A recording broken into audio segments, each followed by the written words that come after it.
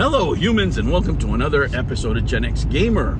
So they want you to pay another $30 to $50 for even more fugly. Right away, let me apologize for the voice and the late video, guys. I have been doing so much homework, oh my god. You know, the worst part is I've been doing this research papers, and it's on things that I know I'm never going to use in industry.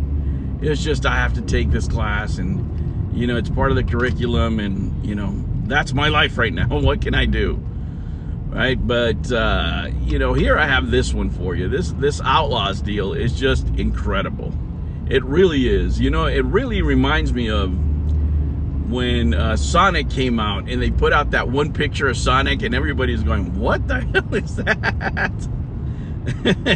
You're getting the same reaction from people now. But you know, a lesson to learn there is that, you know, Sega and the team over there saw what people were saying, right? And they said, we better change courses here or this movie's gonna flop, right? And let me tell you something, this narrative that Disney and all these DEI consulting firms have, that it's a small vocal minority out there that's doing this, you know, and the real fans, yada yada yada. Guys, this is absolute horse dung.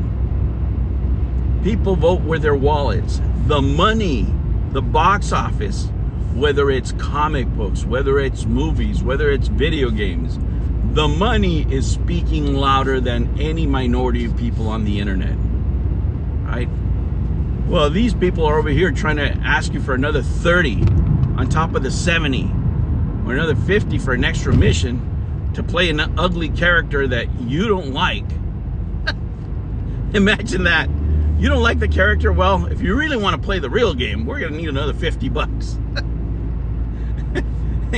Get that fugly in you. But unlike Sega, unlike those movie producers, it doesn't look like they're going to change the character no matter what the fans feel. But what do the fans know, right? These idiots with the money, these idiot fans that, you know, pay for their salaries, what the hell do they know about making games? Guys, you have to know your customers, man. It doesn't matter what you sell. And I think the people that get things wrong the most is that they think that you have a vocal minority that's trying to, you know, control a narrative. And all these people want is choice, right? I don't think anybody has a problem with different views being represented at certain games. The problem is these companies only swing one way, and that's hard left, right? And another perfect example is, for example, Call of Duty, how Dr. Disrespect is calling them out for all the crap they're putting out right now that is not necessarily family friendly, when they, you know, took down, what's his name, Nick Merck, I believe was his name, for saying that he wanted to leave the kids alone. And, you know, that is a stance of, I think, most parents in America. You know, they don't mind if you do whatever the hell you do. I don't care what you do. I don't care if you know, you want to fly purple hairs, taking, you know, put ding-dongs up your dill hole. Whatever you want to do is fine. It's a free country. The only thing people have a problem with is you trying to push your lifestyle onto our kids and parents having no say. That is a real issue here, right? I don't care whether it's weed, alcohol, your religion, your political beliefs. You can believe whatever you want. You can do whatever you want. What you don't have a right to do is to indoctrinate my kid in a setting where I have no say. The powerlessness that some parents feel is what you're seeing reflected right now as far as the voices of the people, right? And what you see in the video game industry is that culture war playing out, because it's happening all over.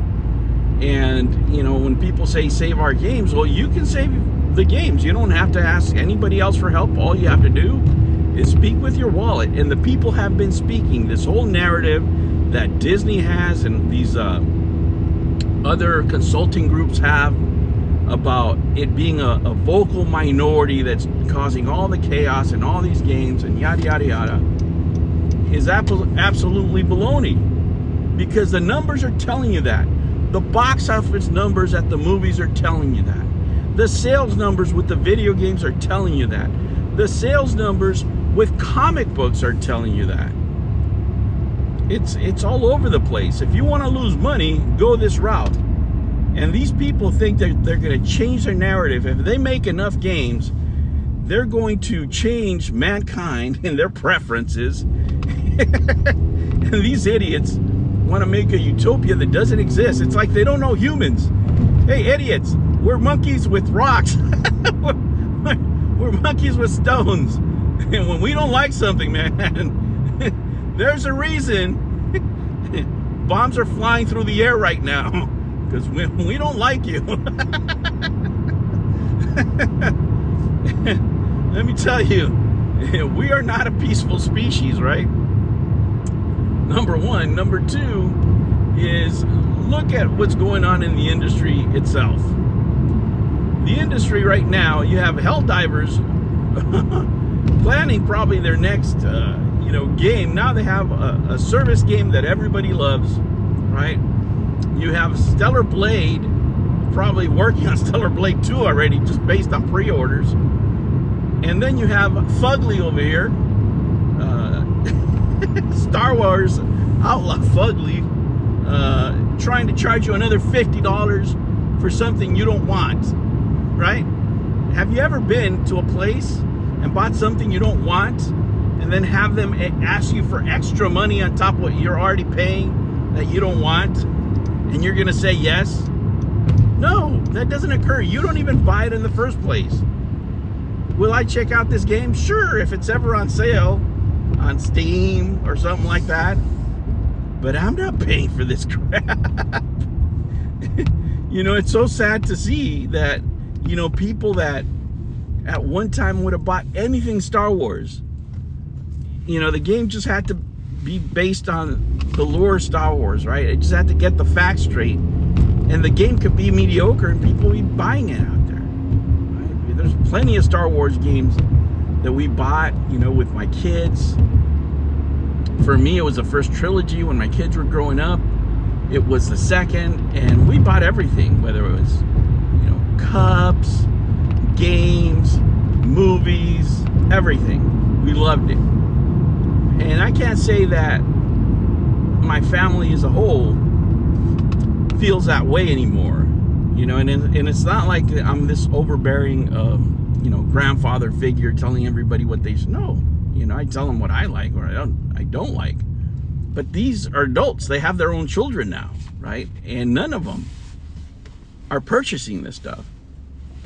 None of them are into this. None of them are into Disney anymore.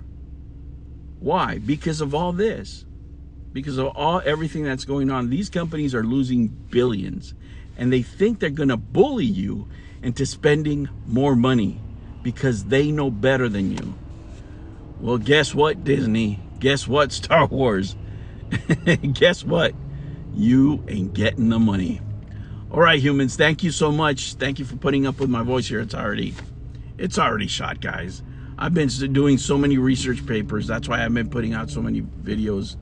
And this class that I have, guys, it's just reading and more reading, and then writing papers, and it's just things that I'm probably never going to use in industry. It's frustrating. But I hope next semester goes great. This one is killing me. All right, humans, I'll catch you on the next one. Take care.